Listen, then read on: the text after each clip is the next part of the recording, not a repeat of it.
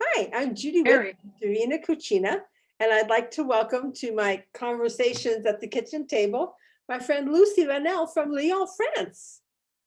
Welcome. Hello, Judy. How So, are you? great. The sun is out. It's kind of stopped raining for a little while. Um, we're just all counting our blessings, right? They're just so Exactly. I want you to explain to people who don't know you where you actually came from and when you moved Okay. to France. My name is Lucy Vanel, and I came from Syracuse, New York. I was born in Nashville, Tennessee, Did but I know I that? grew up in Syracuse. Do I know that? Sorry, Did I know I that? don't.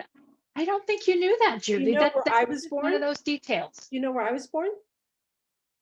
Um, where? Memphis, Tennessee. Memphis. There you go. Two Tennessee girls Yeah, right. who ended up in Europe. Yeah. Okay, so born in Nashville and then Yeah, Syracuse. born in Nashville, and then but I did grow up pretty much all in Syracuse, New York, desperate to leave throughout my entire childhood and adolescence. And after school, um, I ended up I say school, I mean the university. I went to the university at Syracuse, and I ended up becoming a Chinese linguist, which was kind of a weird thing because I did it in through the army. Oh, how funny. Yeah. Um, Yeah, I had a choice. I could go to grad school or try and find a job straight out of undergrad.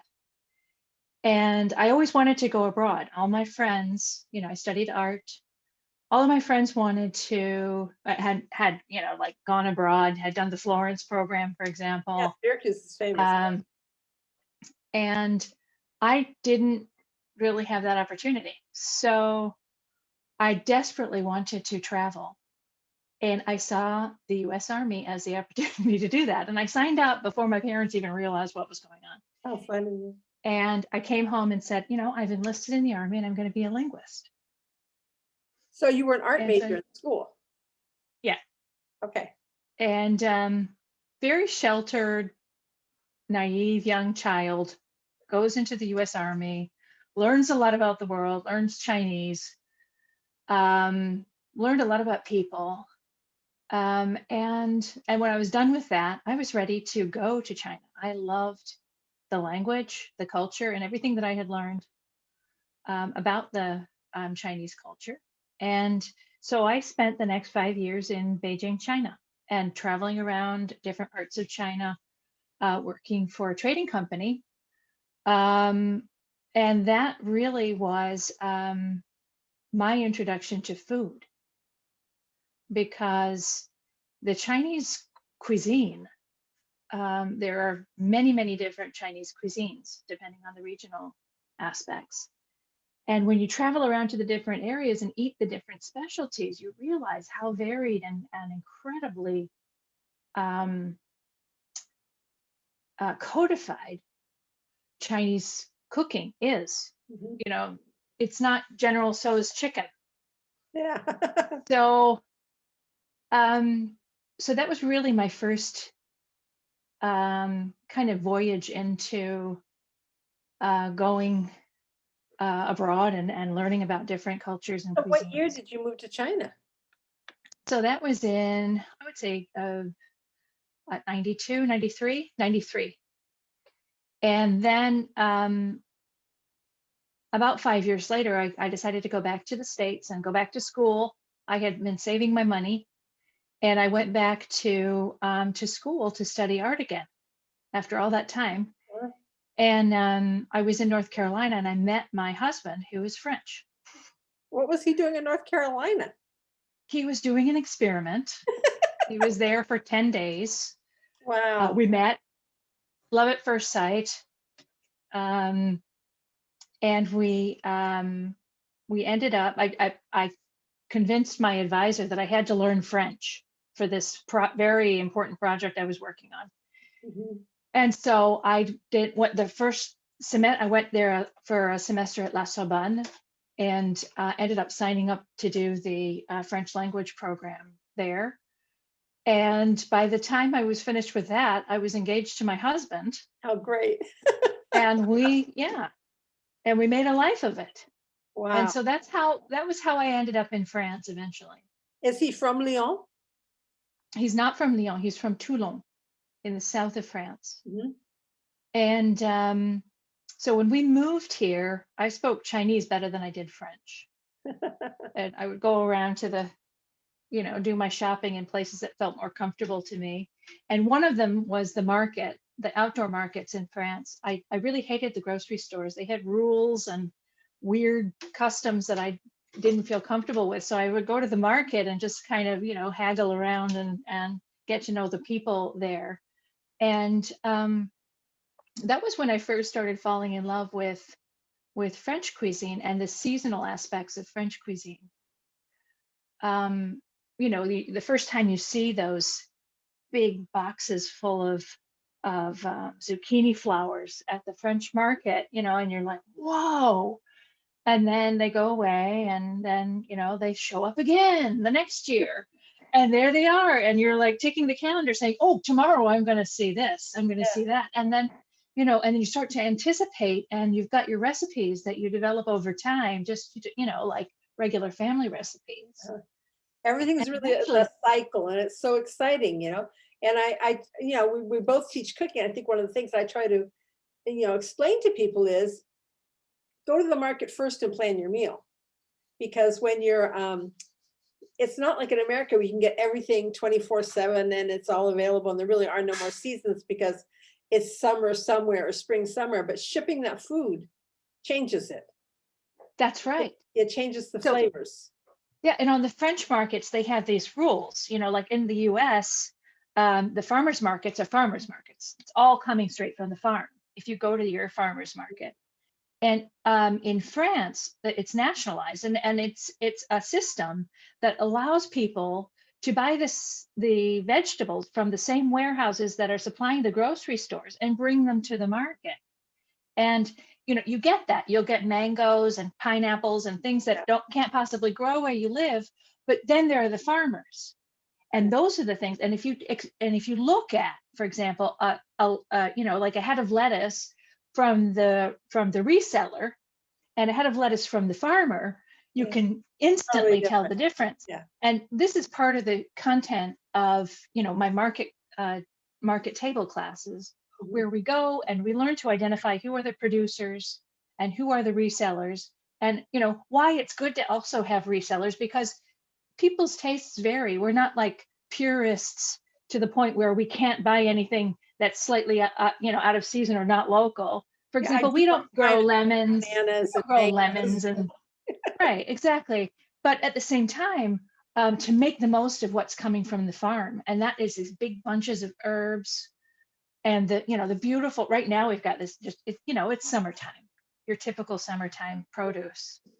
But that's what we do, is we go to the market, we look at what's good, we walk the full length of the market, and then we discuss what will cook. So there might be somebody in the group who's just dying to know how to deal with artichokes. Mm-hmm. And of course, we have the little baby ones that you can just eat whole when they're really fresh and new. And then we have the big globe ones coming from the north of France. And, the farmers are bringing in their produce. And so we can choose what what looks best, and then do the dishes that are appropriate. It makes it so much easier, doesn't it? I think when you learn how to cook, and then you can cook whatever's in season instead of really basing yourself on follow recipes. There's Andrea. Hello, Andrea. Questa è Lucy in Francia. You just got back from Florence. Yes. Yeah, so when did you actually open your school?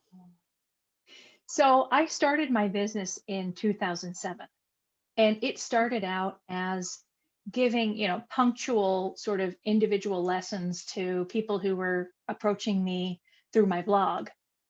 I love your blog so much. Thank you. We'll put a link to your blog too. Well, that's how we met originally. Oh God, I'm gonna have to put up a post. It's been a while. Yeah, no, but it doesn't matter, because you have such a fabulous collection of recipes and stories, and your photographs are absolutely fabulous. You were one of Oh, well, thank you, the Judy. first, I think, that really put so much effort into their blogs with the storytelling and the photography and everything. Well, it's something like a stepping stone. You work your way up and you work through your knowledge. When you're doing research for various things, you build up a body of knowledge.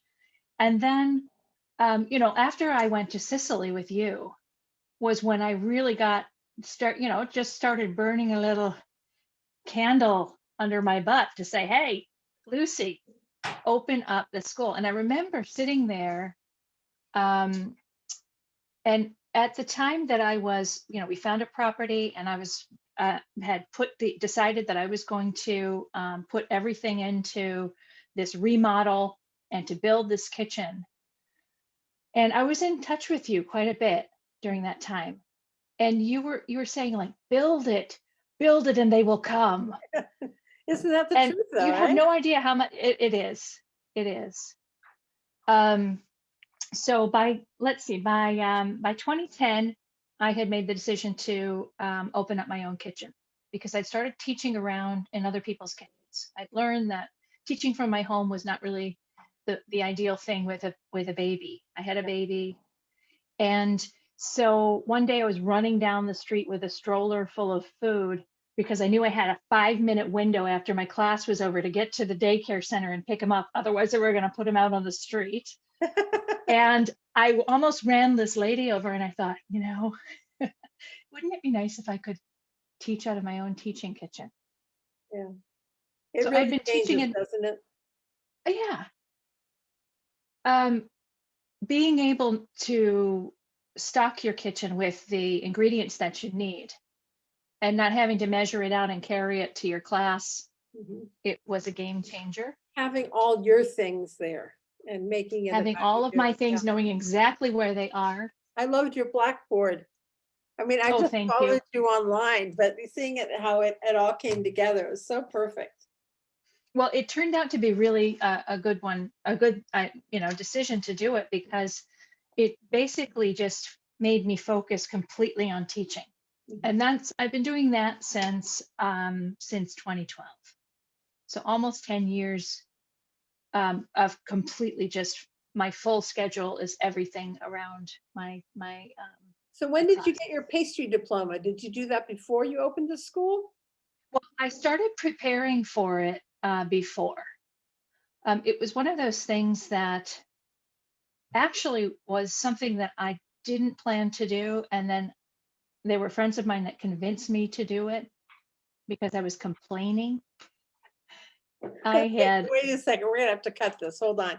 Andrea's going oh, downstairs without his pants on. That's why we're not hello. live. Okay, we can go back now. He's fine. So the decision to do the pastry diploma, it's a national diploma here in France. It's something that usually someone makes a decision to do it at the age of 16 or 17. Exactly, yeah. And, yeah, and so there are programs where adults can go through this professional reconversion programs, they call it, and do a slightly adapted version of the training that doesn't require you to do the high school level stuff like gym class and Yeah, sex ed and that kind of sort of thing. But I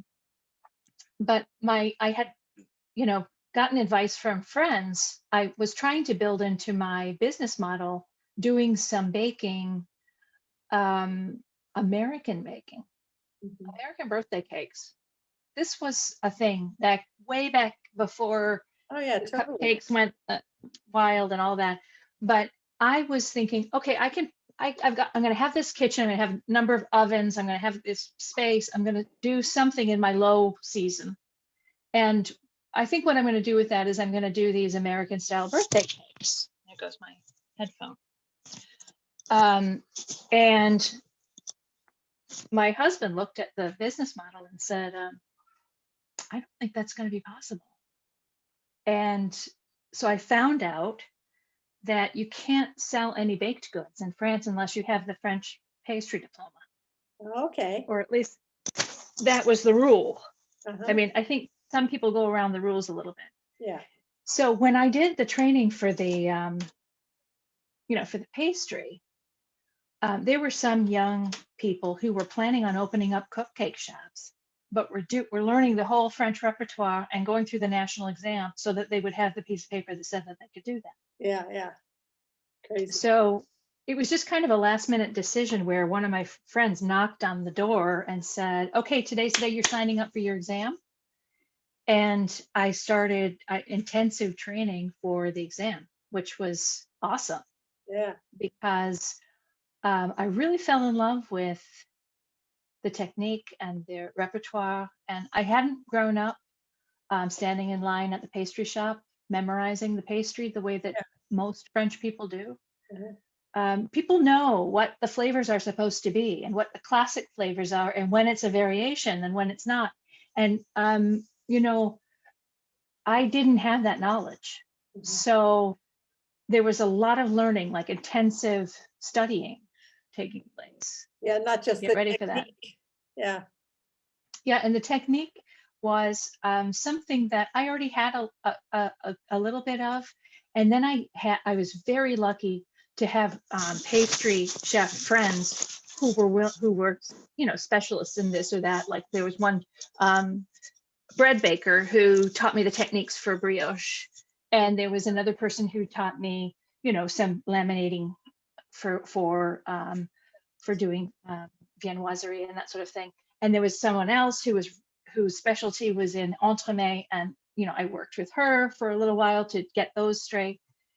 And there was one person who was just a good friend of mine, Anna Baker, who was kind of my like guardian angel over the whole thing. And she was guiding me. She was saying, okay, you need to fill in this gap. You need to do this. You need to do that. And she was also a little bit stern with me That's because she'd come and watch me bake and say, oh, you must crack your eggs with more purpose. And I was like, okay, purpose, and you had to yeah. walk the walk when you went in for this exam. So I was really, really thankful to her as well. There were a lot of people along the way that helped. Yeah. That's so great. It's funny because we have so much in common. I was a pastry chef. And then when I first came, I did a month in France because my grandfather was French. He was born in Soissons. I studied French for 14 years. All my grammar school, high school was all in French. And So was it the plan to stay in France, or yeah. and then you went to Italy and And just I had a letter of recommendation from the man who owned my hotel, who knew everybody. And I had already at the hotel met Roger Verger and gone down to his school for a week. And then I had a letter like for Bocuse, and I had a friend in Lyon. And so I did Paris, Lyon, Nice, Monte Carlo. And I had friends, professional friends, and my letter of recommendation that I was planning on going back and apprentice or work and to study. And I was going to move back to America and open my own place. And it is definitely best to have pastry as the basis of your culinary yeah, and the knowledge. reason I went into pastry first is that as a pastry chef, a woman could be something. And when I started in the late 70s, women were doing scrambled eggs and cleaning salad. There weren't any women line cooks. It was very, very few. And so I thought, well, pastry, I could be something. And so then my girlfriend had lived in Paris for a year and in Rome for a year. She said, you've got to go to Italy. You'll love Italy and Italy will love you. So I said, I'll go to Florence for a month and study Italian and then look around while I'm there, and then I'll go back to France. And here I am. But I first started teaching for Syracuse University study abroad program here. My mom grew up in China, so I grew up eating Chinese food all the time. I took cooking classes with Barbara Trop. Do you remember her? She wrote The Art of Chinese Cooking, and she was a nice little Jewish vegetarian from like New York who had gone to study 18th century Chinese poetry in Taiwan and ended up writing that Bible of Chinese cooking as like her thesis, I think.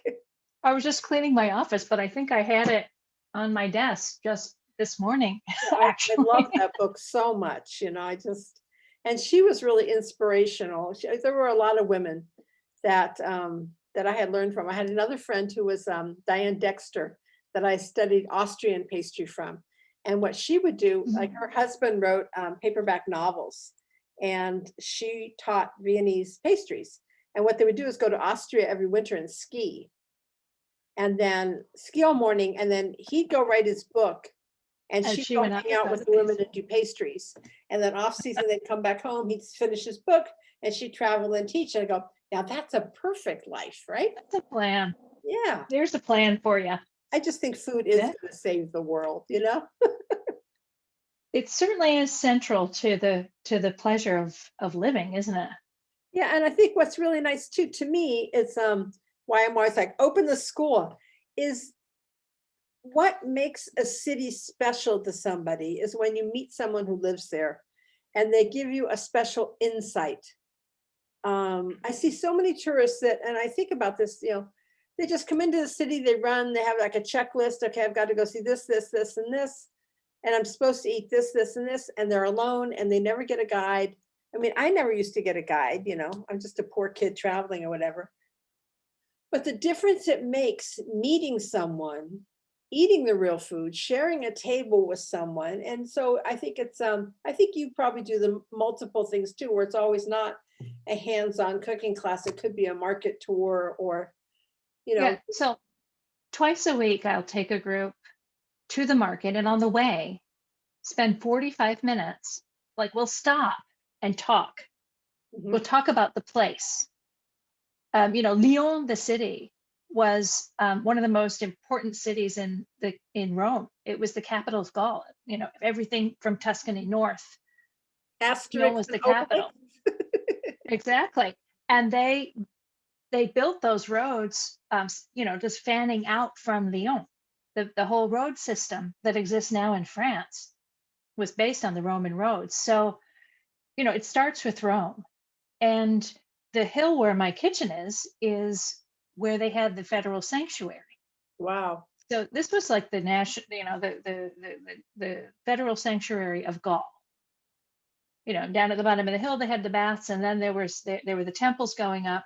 And there's my kitchen, and there's this place, this place in front that was an esplanade to take people during certain festival seasons. So it was a really important aspect every time we bring a group to the market to understand the place where they are. And Exactly. then also to understand the dynamics and the economy aspects and also the geography surrounding the city and the roads and what they bring and how long they've been bringing things and what the traditions are with regards to the markets. And then also, once you get there, really seeing that dynamic, that old historic dynamic still going. Yeah, yeah. And then being able to take that, something that's fresh and new, just yesterday's produce, coming from these farmers who sometimes travel quite a bit to get to the market, but it's straight from the farm. Mhm. And to take those products and turn it into a meal, which is a gastronomic meal. We do a entree, plat, a cheese platter, and dessert. And then before that, we have a tasting of, the various things that you can't cook, like the pate en Yeah, croûte, yeah, yeah. or the little sausages that the farmers are selling, or some fruit or vegetables we can't work into the meal. Yeah. We're going to sample those things. So it's really a complete all around experience. Mhm. I think it's just so much. It's the first thing to me. It's the first thing anyone should do when they arrive in the city, is like take market tour cooking class to Or understand or everything. some kind of cultural tour to understand the where you are, and then in it, so that you can understand the food as well, Yeah, and it's and also it helps nice you to meet understand. somebody. I mean, someone who lives there, and I find a lot of people have just questions that are maybe stupid questions, but especially with expats, I think it's nice because you have a different way of seeing things than the Hmm. locals. I mean, on one hand, I love the locals. I love going to locals and all that, but there's another insight that I think everyone's really curious about living there. Right. So the classes are a little bit different for the expats because they have their markets. They know they have a little bit of a little itinerary where they No, do no, their I meant thing. for someone coming as a tourist to meet an expat. Oh, okay. Because I was teaching groups of expats Yeah, yeah, yeah, for yeah. a good deal of time Yeah, before my market people, yeah, like the tourists really started coming. yeah, And it was a different class altogether because they would say, "Can you teach us how to do this dish or that dish?" yeah, And then we prepare for that and do that. yeah. But then for the tourists, learning how the expat lives, learning how to, that gesture and how to communicate with the market vendors. Don't grab Um, tomatoes. Ask. right. In Lyon, there's a lot more grabbing that goes on, Yeah, yeah, we're actually. not allowed to And grab. it's funny that people come and they've been to Paris and they've been kind of indoctrinated in this Paris culture, and they're like, we're not to touch anything, right? We can't do any. And then you go to the market and you see like the farmers tossing these like metal bowls to the Yeah, you people have and to saying, help fill yourself. up Yeah, fill up with what you want, and then we'll deal with it. And yeah, you touch it, you can discreetly squeeze something. yeah, yeah. um, and everybody has their personality, and you can tell, you read from the vendor, what's right and what's the right way to do it by, learning, watching the expression on their face Yeah. as well. How funny, huh? So what's coming up next now? Oh my goodness, Judy. I'm starting to gear up for the rentrée. In French, we call, back to school, the coming back. Uh-huh. They also call, when you come back from any vacation, a rentrée. Yeah, So there's a rentrée of the spring, there's a rentrée of the fall, there's rentrée of after the summer. The French go on vacation for the month of August. And I found it really kind of funny, walking around town this morning, actually. I saw these signs like, we're closed for our summer vacation. And they just reopened like 3 weeks ago, yeah, I but know. they're closed for the summer vacation. Vacation is sacred. Yeah, That's right. It's sacred. And I'm like, yes, some people, I mean, it's really important to recognize the fact that we need to stop and we need to take a break. And that this stopping was not stopping, because yeah. we were not taking a break when this stopped. We were trying to figure out how to make things work. So yeah, we're taking a small break before we go back. And so this means it's been 18 months. My kitchen needs attention. Uh-huh.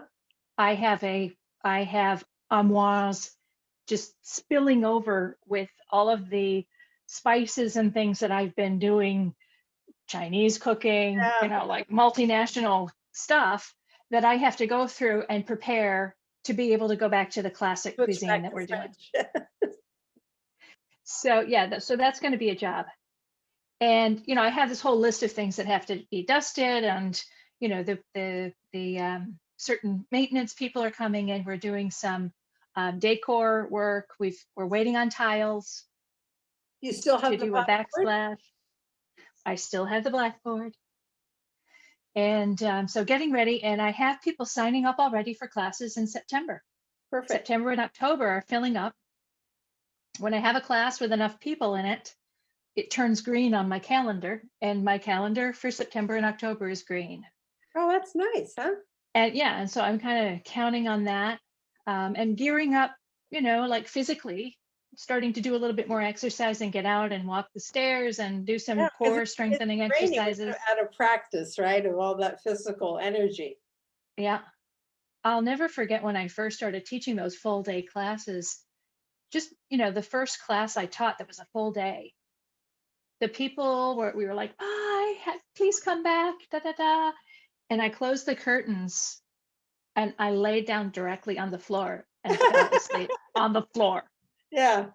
And it was just like, Great. and so and every year is a little bit like that, because, the season has its ups and downs. It's sort of its ebbs and flows of the season, where we don't have many people in the winter time. So I'm doing like private classes for just odd groups coming through in the winter.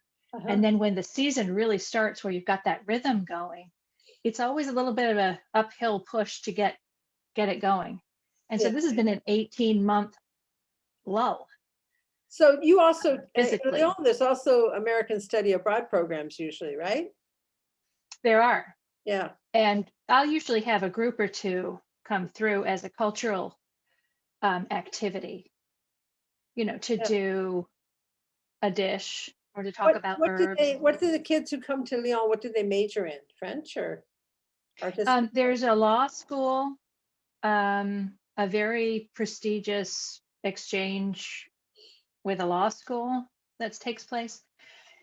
And then there are people who are doing like political science and that sort of thing. Interesting. Interesting. Yeah. Yeah. Of course, in Florence, it's mostly art history and architecture. Yeah. I so wanted to go to Florence. Well, it's here. I almost got to you once. I forget. I was in Paris for something, and just that last day, I was going to try to sneak a trip down to Lyon, and I was just exhausted. I just couldn't do it. I was so mad I couldn't go. Well, you'll have to come up one of these days. I know. I love France so much. I used to go every year for my birthday. I used to go to Paris or Nice. I just love France so much. I'd gone so many times. And there was always something to me more civilized about France. I think that's what scared me about Italy is Italians were always screaming and yelling and everything. And the French were always quiet, and so I kind of felt comfortable there. And I remember just like, I had gone to see Pate in Gascony. And I just love like the antique markets. Everything is cheaper. Oh God, it's wonderful. Antique market Pate has such a wonderful, just an incredible world. Yeah, down there. beautiful there. And being on the little river in the countryside, we went to like bread bakers and just kind of like a little mini vacation because you instead of just going to a market, you go to a market. It has to go change towns or something, and that was fun too. But like shuttling around through the countryside. Yeah. And I see so many American expats now that are retiring in France, and I'm like, maybe after being in Italy, I should retire in France because I could probably get a bigger house. And there's some people who are going down to Italy. I know, it's crazy, isn't it? What do they say? Same race, same face. Stessa razza, stessa faccia.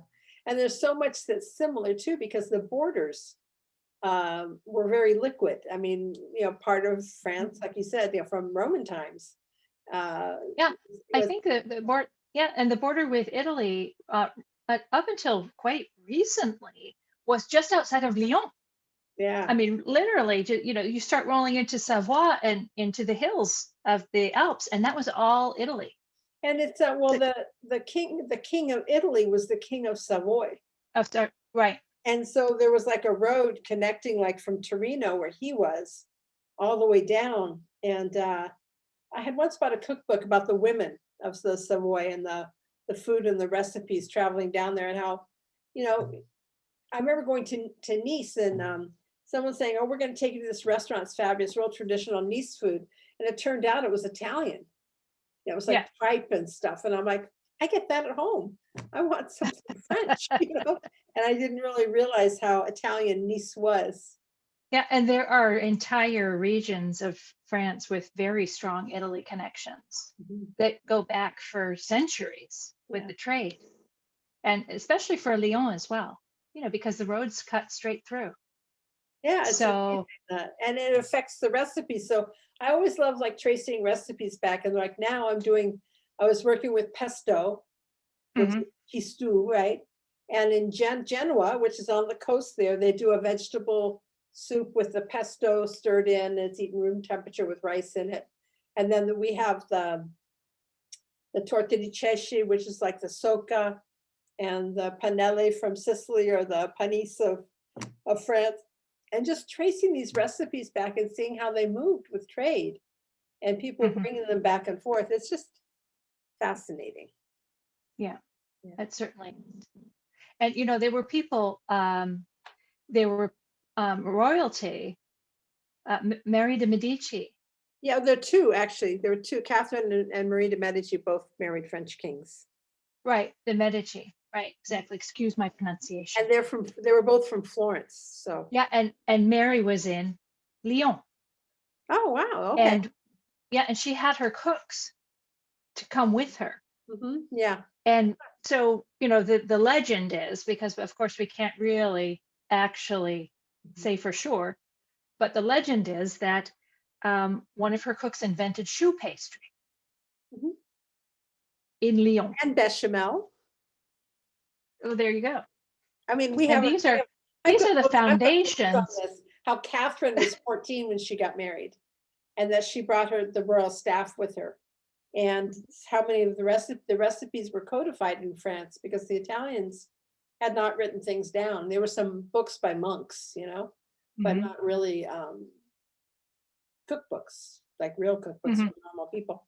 And so we have, what we say was invented by Catherine de Medici. Like she brought her gelato maker and she brought the pâte à choux and she brought bechamel sauce and she started to use a fork for dining. And, there's all this pantaloons for women so they could ride horses like a man did. It's amazing sometimes you never know what's really true and what's not true, but I like stories like that. They're Yeah, fun. there's a lot of lore, a whole lot of lore. And it's And funny that's one of because, the things, go ahead. because when I've done my research trying to, like plot out some of these things, like for example, les mères lyonnaises, the Lyonnais mothers Uh-huh. are, everybody gives homage to the Lyonnais mothers, and they kind of, there are a bunch of people who have decided who was who.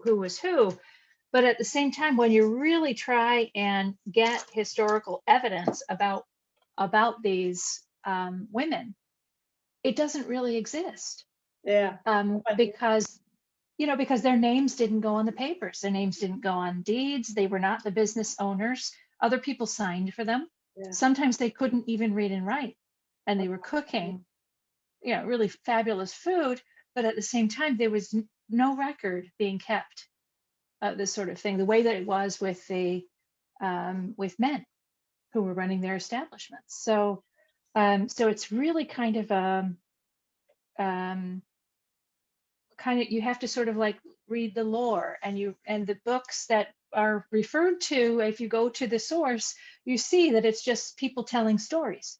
There's Yeah. really nothing Recording behind those it. stories. It said that, Right.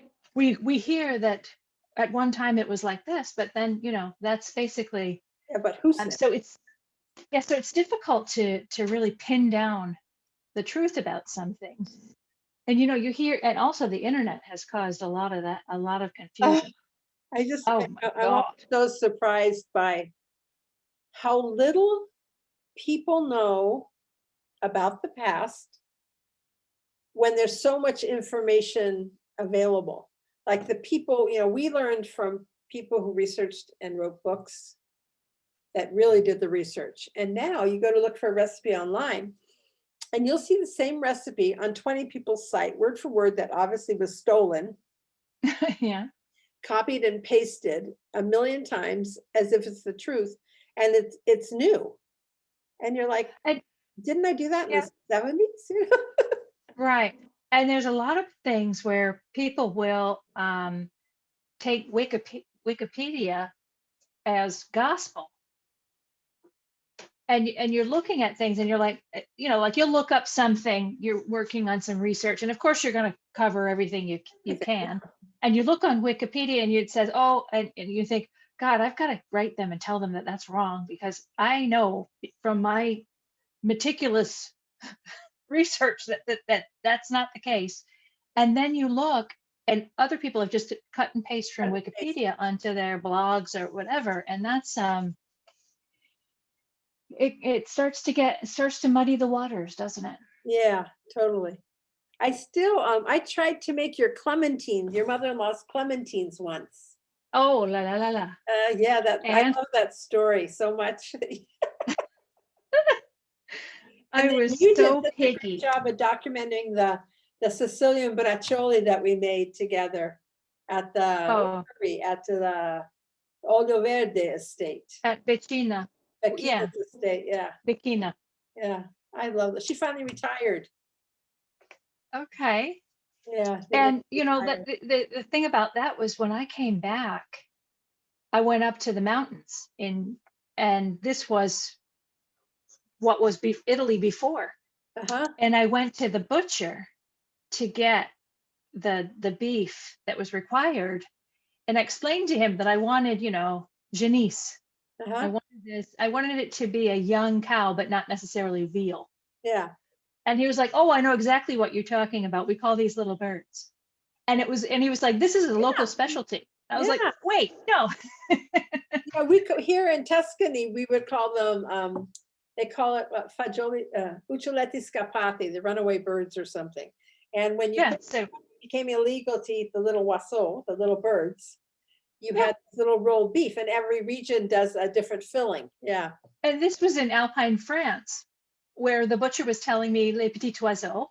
Yeah. And well, I so love it. it was quite And it's interesting. so exciting too. Like I tried to make them in America once.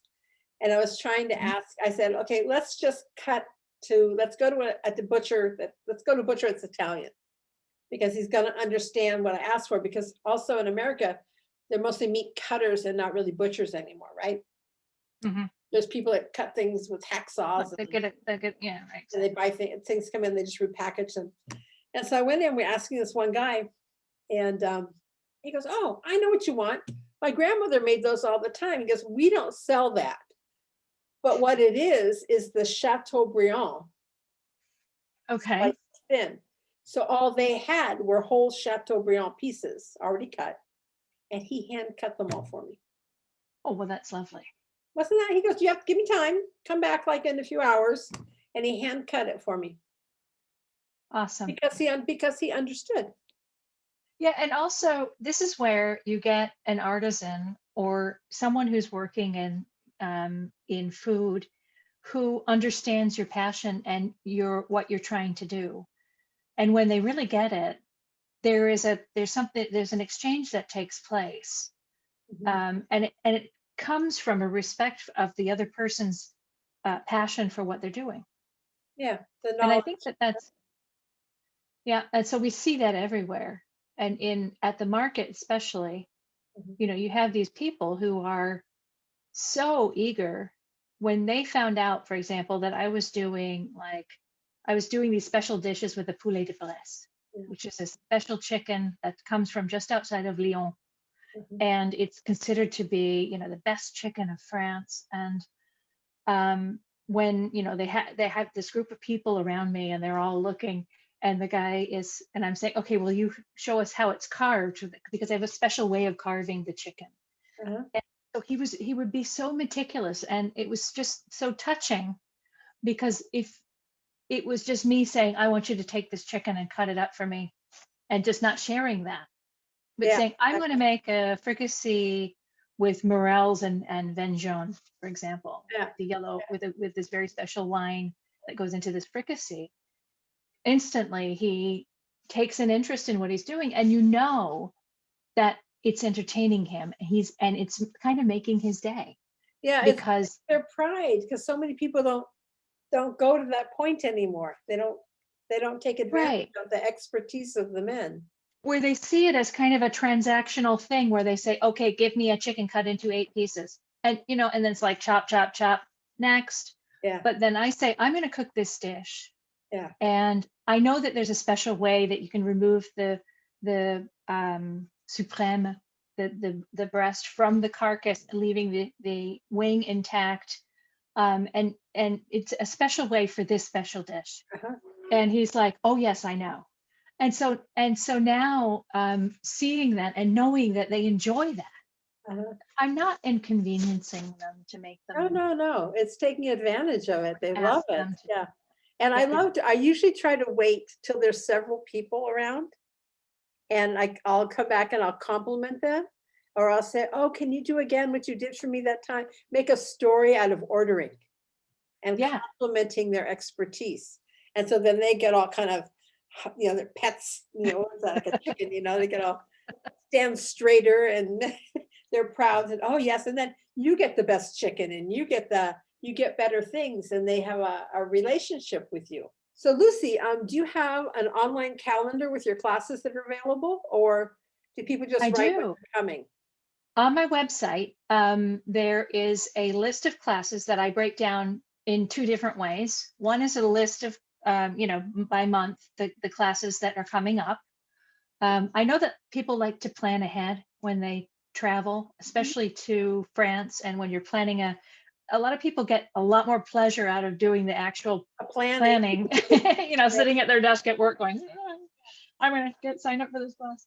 So I make it, available. My schedule's available 6 months out.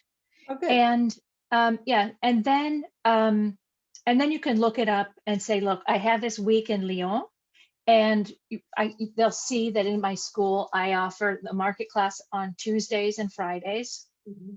and then the French pastry workshops on Thursday afternoons, so that they can just kind of like look at their week and say, how can we fit in a market class that way, Yeah, instead of like saying this particular date or whatever.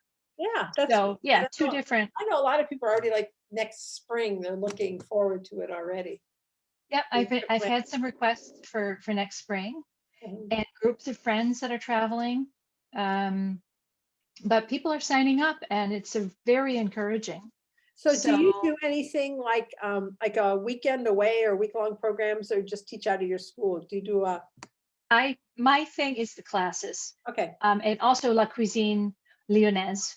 Oh, We really focus on that okay. during the market classes as well. So there's a very big emphasis on the La Cuisine Lyonnaise. And so, it's here. I've looked at I'm sort of developing this program where it would be a fieldwork class for French pastry.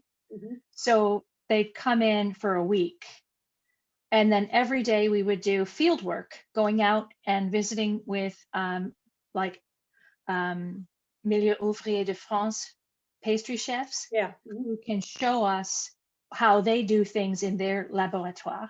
Yeah, And that's then we'd nice. have a lunch in a restaurant somewhere, and then come back to the kitchen and do our workshop where they get hands-on on how to make that same pastry. That's how I actually And kind of then do that started. every We did day. a 5-day program in San Francisco. So I Oh, lived in really? San Francisco and I took a 5-day program on Viennese pastries with this woman, Diane Dexter. And it was just on site, but it was about 10 people. And we had a ton of recipes, and we would break up into teams, and then there'd be like a lecture first, a technique demonstration, and then because of like if you're making a bavoise, how to use gelatin or the different Exactly. pastries and stuff like that. And then once you understood it, and the recipes were very explicit, break up into teams, and then so 10 people, and we do 10 desserts a day. Whoa, that's a lot. And well, it was a huge kitchen, huge kitchen. And Yeah. and then taste. And the first day it was fun. Second day was like, okay. Third day I was like, I can't eat another pastry in my life. But it was a lot of skills. But you only made two recipes a day. Well, actually, what we would do is we would do one recipe a day, or one type of recipe. So, for example, we would go out, have a croissant with the person who won the prize for the best croissant in France, Yeah. who happens to be in the 6th arrondissement of Lyon. We go there to their bakery shop. We taste. We look at the structure. We see how they laminate. Then there's that whole thing. People are learning this way by looking and seeing it in context, the field work. Then coming back and doing a workshop on viennoiserie, where we would do pain au chocolat. We would do a certain kind of a Danish sort of twisting, the learning how to fold the puff, and learning to actually make the croissant dough in the process as well. It's like a 4-hour I workshop. remember. Yeah. And then you realize why you should pay for them. Oh, exactly. But it's actually not, I was just talking to somebody the other day, and he was saying, I made croissant. And it was somebody who's not a professional. He was just an enthusiast. And he said, and they turned out okay. And it actually wasn't that much work. It was just a lot of waiting. I think That's that's good. it. I think a lot of people don't realize how to portion out their time. Like you have a recipe that takes 6 hours to make. Don't think you're going to sit in the kitchen and For for 6 6 hours. No. hours. Go do your Right. laundry, come back, watch a movie, read a book, take a nap. Put your Exactly. timer on. And When take we do the workshop, I always have several batches that are in progressive stages, so that like they'll make the dough, then we put that down, then we pick it up, one that's made, and we do the next step. Yeah, so We they're set not that to waiting. rest, and then we pick up the next one. And so there's no waiting in between. And it's a very good learning process that way. Yeah, that's really great. Okay, So the Lucy. other thing Yeah, tell me. Oh, are you done? No, I'm not. Tell me. So there's this other idea that I've been working on, and it's about pate en croûte, pate croûte. Um, the international championship of pate en croûte takes place in Lyon every year. And from what I understand, worldwide, this has become something that people are getting very enthusiastic about. Chefs who had to stop. We're looking for things that to do, for projects to work on while they couldn't, exercise in their restaurants. Yeah, yeah. And they were making pate en croûte. Take a look at what that like really incredible upcoming chefs in Australia have been doing with pate en croûte. It's becoming a thing, and I think it would be really a great idea to get some of the local charcutiers involved in workshops on pate en croûte. I So just that's did it. another project.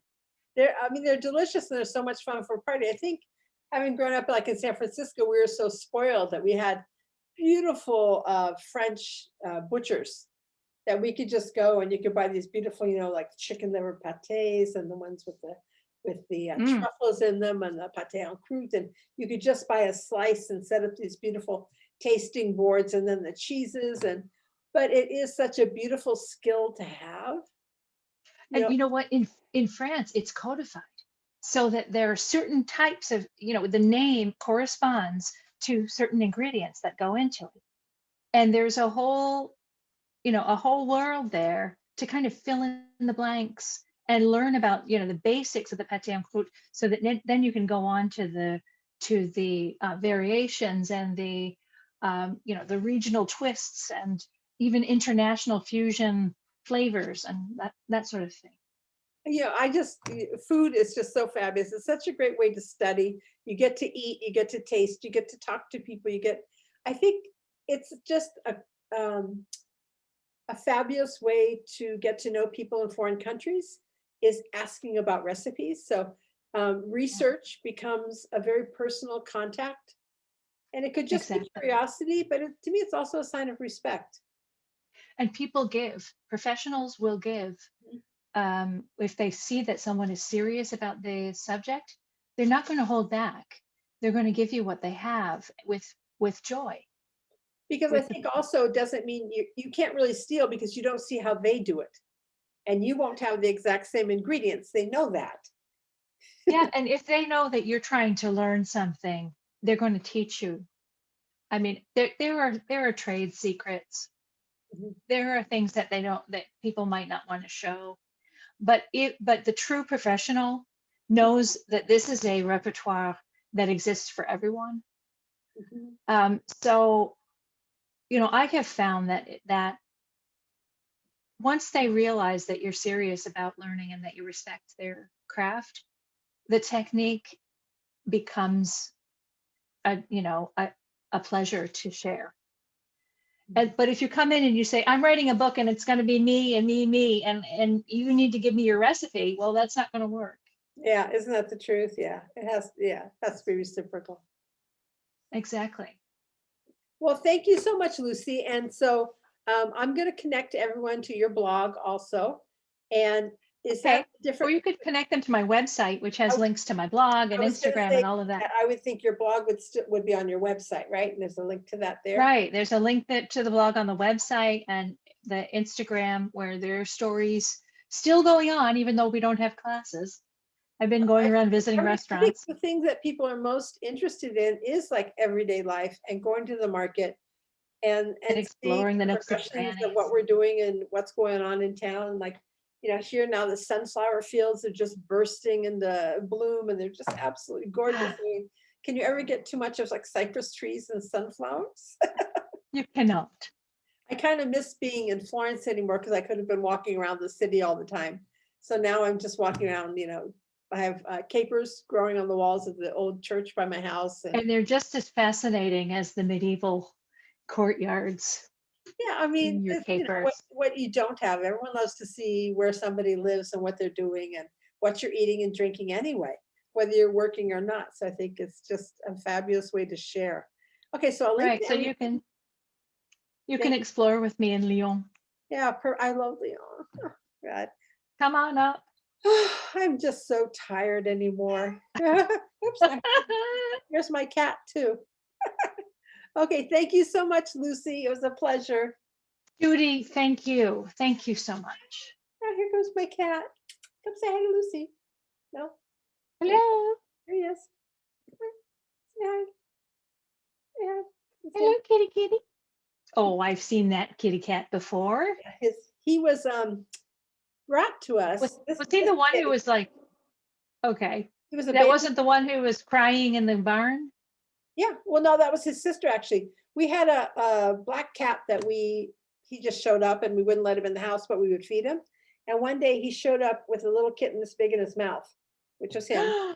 And then a week later, we heard a cat crying in the old olive mill next to us.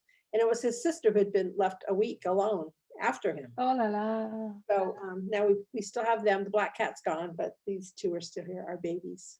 Oh, wonderful. Well, thank you, Lucy. Thank you, Judy. We'll see how It I was can such a clean this pleasure. up, okay? I hope you have fun. Ciao, ciao. Thank you. Have a great evening. Bye. Bye-bye.